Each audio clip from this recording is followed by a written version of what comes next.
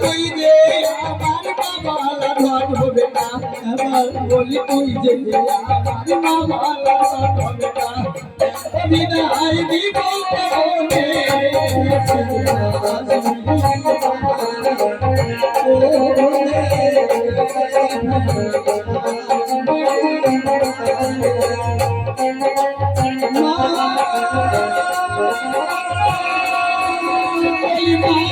আশীর্বাদ পাতে রেখে বাবা,